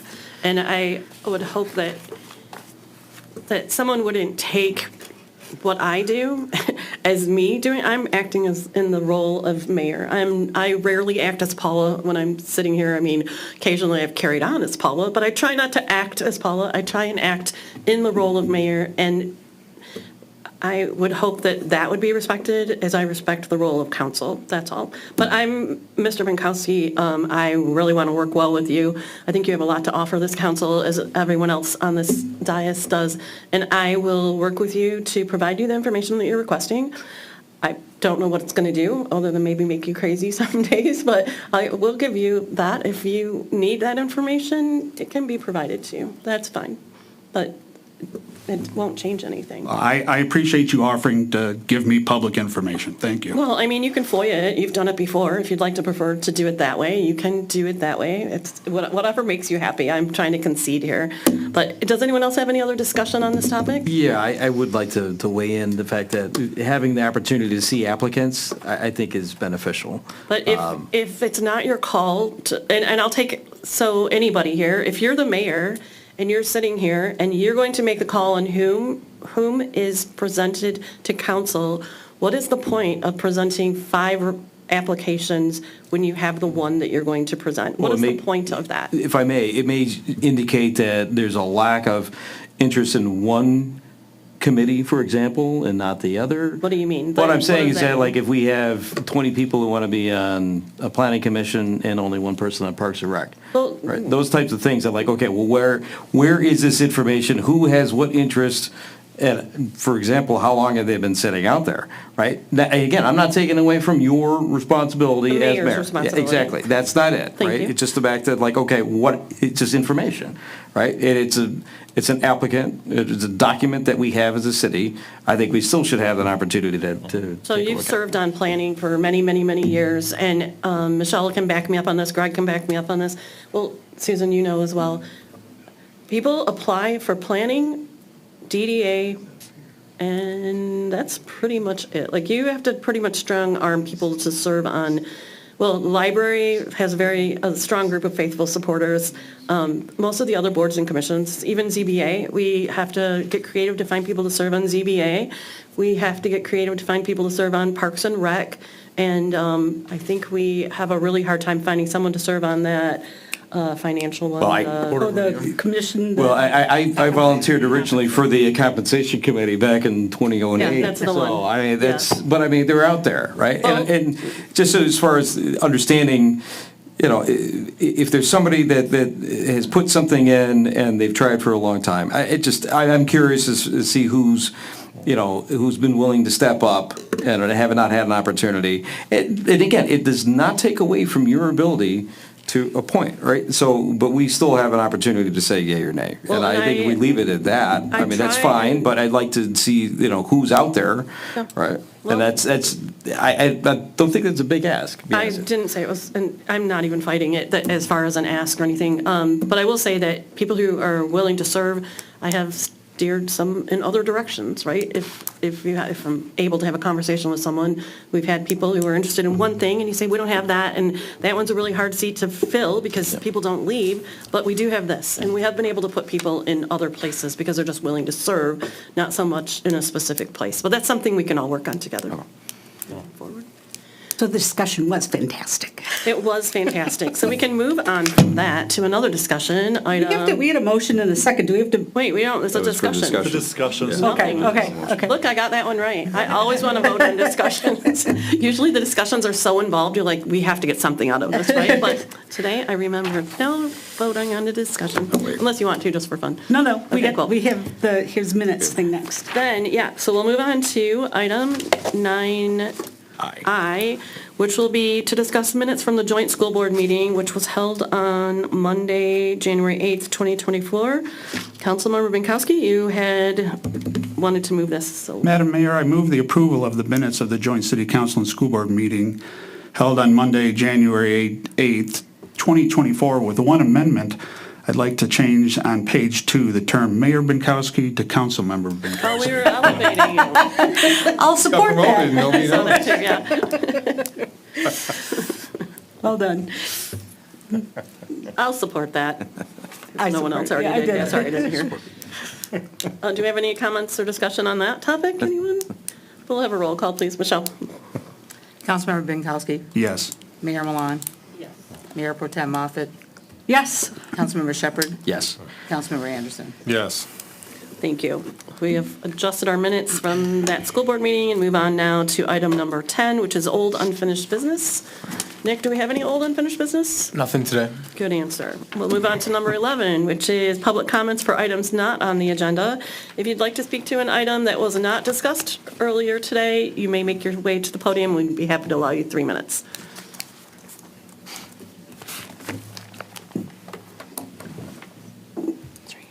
Now that we get to 11, I want to talk about 11. In regards to Sham School and Hunter, no matter which way we go, the city is going to be paying money to fix either one of them. If you keep Hunter, you got to fix it up. It may be only $1 million. It could be $2 million. Same thing with Sham. If we keep Sham, it could be $4 or $5 million.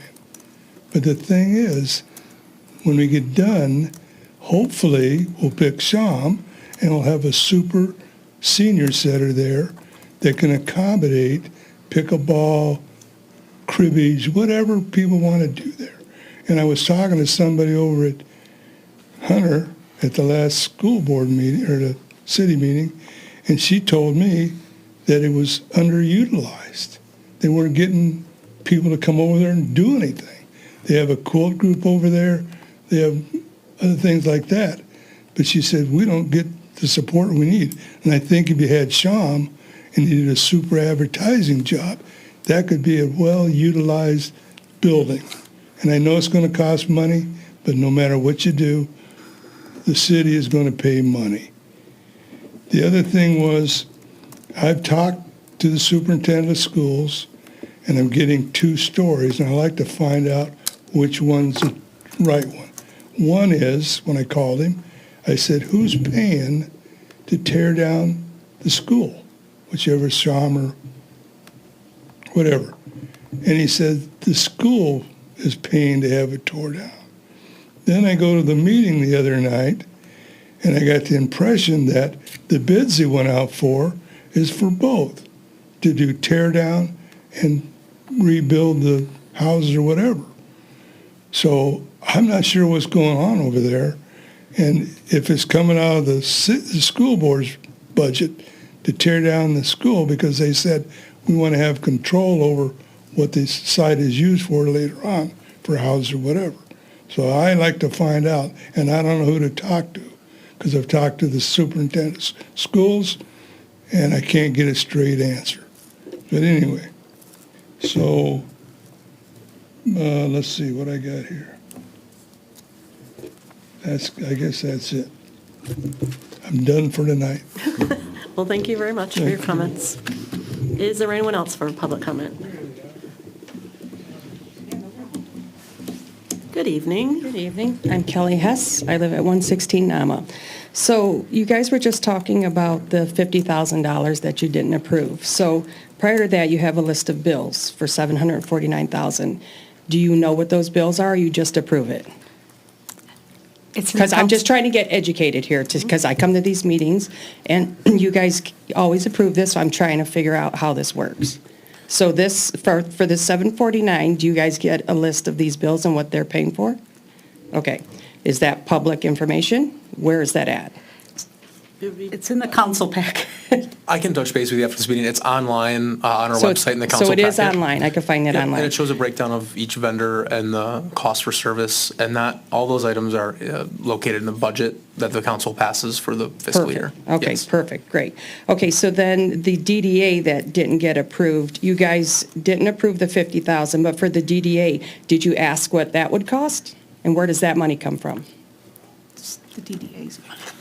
Yeah, so that's what I need to know. I'm just trying to get educated. I'm not I'm trying to So understand. technically, we're not supposed to answer people when they come to public comment. So Joan Horton is standing up and she'll talk to you afterwards. Oh, I can only just make a comment, not question? Technically, if we're following the rules, Oh. we're not supposed to answer people that when they speak on public comment. Oh, did not know that, okay. Okay, so I'm assuming the DDA has a budget and, okay. That is not a city event, it's a DDA. And how does the DDA get funded? It is all by sponsorships. All of our events are by sponsorships, From local businesses? wherever we get them. Okay. So we don't have the money in our budget, so we make sure that we have those things paid for when we have an event. What's that? You want me to show So them? you don't get any money from the city for your events? Okay. Okay. I think we can get you the bills. They're online, and I'm just trying to make sure, I come here, I want to know, like, this is $749,000. I'm assuming it's, Those are- utilities and things Yes. like that, but I would like to see what's making up $749,000. You didn't approve the $50,000, which I agree that you should be looking at that. I agree with all of that, but if you just approved $749,000, you didn't know what it was for, or even I'd like to know what that's for. Right. Okay, so it's online, I could look at that every meeting. Perfect. Okay, that's it. Thank Okay, you. great. Anyone else? Okay, we will close public comment and move to our city clerk's report. Michelle Cuckoo. The only thing I'm reporting on tonight is the presidential primary. Again, I'm going to mention the ballot selection cards and the absentee voting applications. Both are in the mail. I don't know how many people watched the meeting, but it puts us at the legislation puts us in a predicament because we have to know what ballot to send you when you make that request. And if you did not mark it on your card when you returned it, or you didn't return it, it's up to the clerk to reach out and contact all of those voters that did not. We're talking around 1,600 voters. We probably received back maybe, I want to say maybe 500 or so, and some of them are not completed.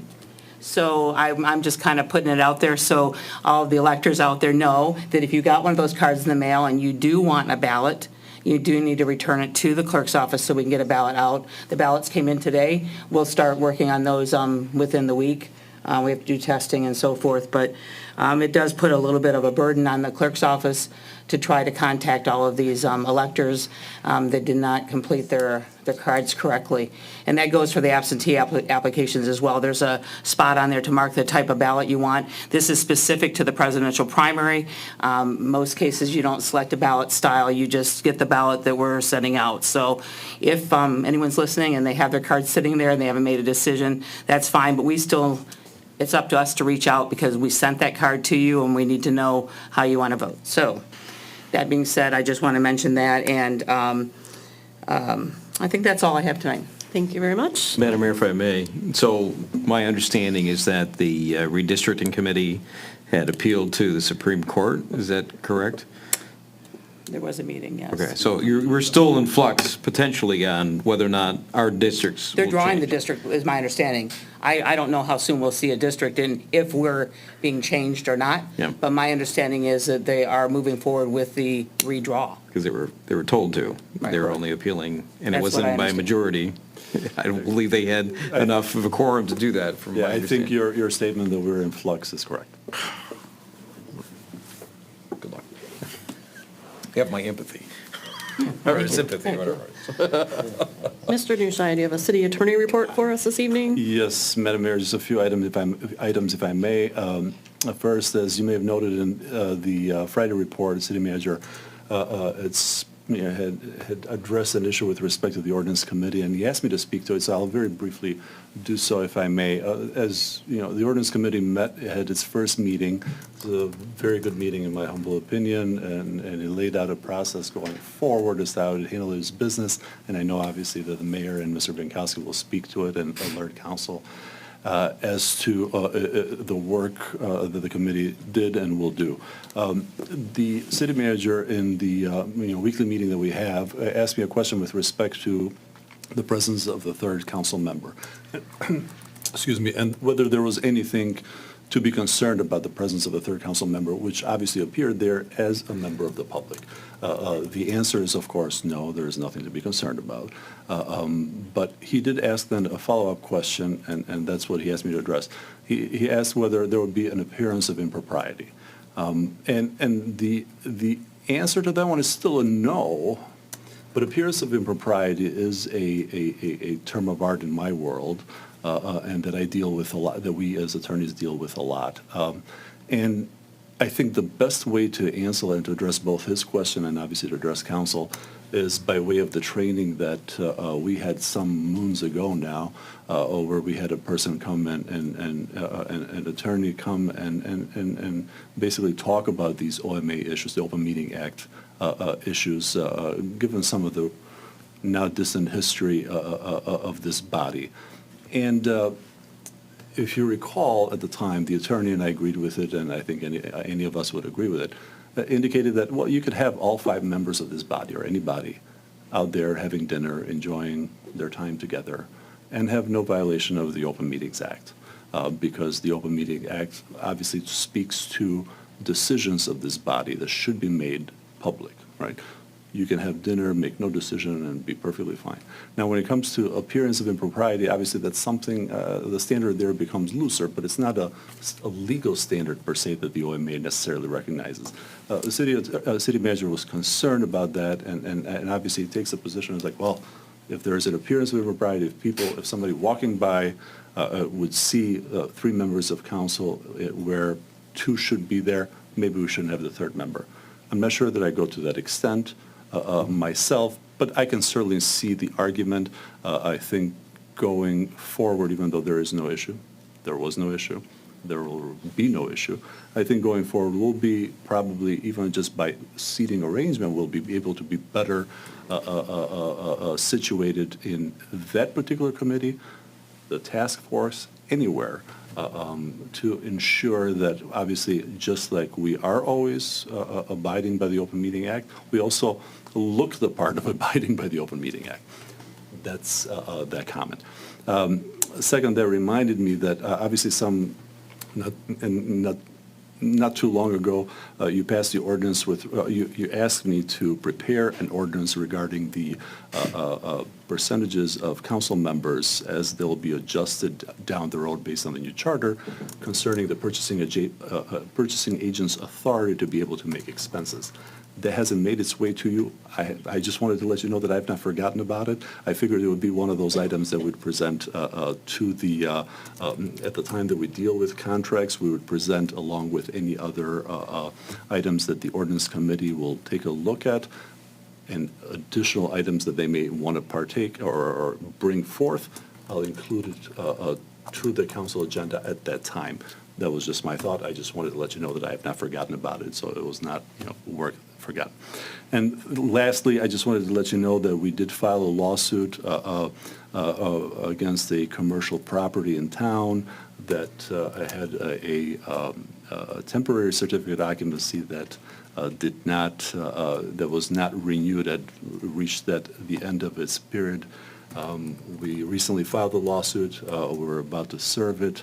We have 3 months to do so. Obviously, we intend to serve it this coming week, and I'll provide you more information forthcoming with respect to that down the road. Thank you very much. If you have any questions, I'm happy to answer. Any questions, comments? Okay, thank you. We'll move on to our city manager's report, our acting city manager, Nick Stepnitz. What do you have for us, Nick? Just 2 quick items for you tonight. As shared in the Friday feedback, Yo and Yo will be present for the February 6, 2024 council meeting for a presentation on the audit. The city manager shared the governance letter and audit in that email for your review, so it'll give you a couple weeks to have a chance to thoroughly look at it. And so if there are questions that you have in reviewing that you would like answered before, please let us know. We'd be happy to provide some answers, and then also bring them up publicly, of course. Just that way, if you have specific questions, we can provide feedback to you. Last meeting, during council comments, one council member inquired about a pharmacy that closed down and what we have in town. So we actually have 2 CVS locations, one located at the corner of Crooks and 14 Mile, and the other located at the corner of Rochester and 14 Mile. We also have Pure Health Pharmacy, which is located on 14 Mile at the intersection of Bywood, and Clausen Care Pharmacy located on 14 Mile in downtown on the south side of 14. And I'd be happy to answer any questions. Okay, thank you very much. Let's go to city council comments. Councilmember Shepherd. No further comments tonight. Thank you. Councilmember Anderson. No comment. Councilmember Mankowski. Yes, thank you, Madam Mayor. I would like to talk a little about the ordinance committee, because I just want to let the public know that we are doing this. And it is not kind of like the school task force. It is not a committee that is able to make any changes to ordinance. We're only reviewing, maybe suggesting some changes, and then forwarding them on to the city attorney, who can then come back and present them, and with all the full notice and public hearings that are required. So we're holding these, I think, second and fourth Tuesdays of every month at 6 p.m. It's very casual. Next week, we will be talking about the special events ordinance, which is, somewhat topical given the discussion here tonight about the cinema in the streets. So if you're interested, come on by. If you're normal, please don't, I guess. So,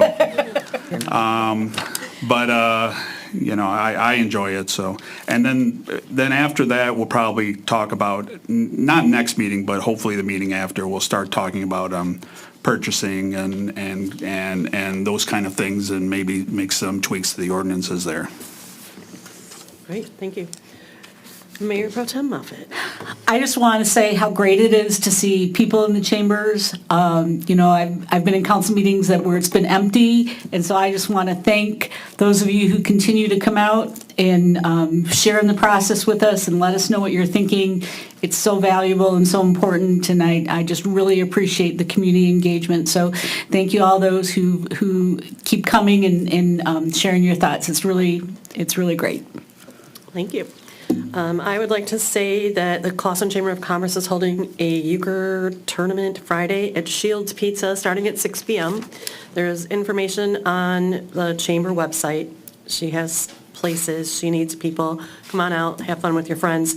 I'd also like to just say a quick thank you to our DPW, our police department, our fire department, and our inspectors who are out there in the cold, taking care of things so that we can have a good city. So while we're complaining, because we have to run to our cars, that we probably warmed up 3 times before we got in them, these guys have to stay out, men and women. Some are out in and out of the elements all day. So remember them, remember they have hard jobs, and let them know that you appreciate them.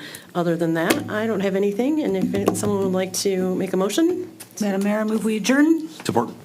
Roll call, please. Michelle? Mayor Milan? Yes. Mayor Pro Tem Moffett? Yes. Councilmember Shepherd? Councilmember Anderson? Yes. Councilmember Binkowski? Yes. Thank you, everyone. Have a great evening. Dismissed. Mayor dismissed. Meeting dismissed, or adjourned, or whatever word I'm supposed to use. Would have won. She said I dig it. Rough and tumble in the big city, all right? Oh, I'm gonna go start my car and then come back for my. It's an ordinance committee meeting, it's not a planning commission. Ordinance committee meeting. And it's on the Tuesday, 6th. That's what we're here for.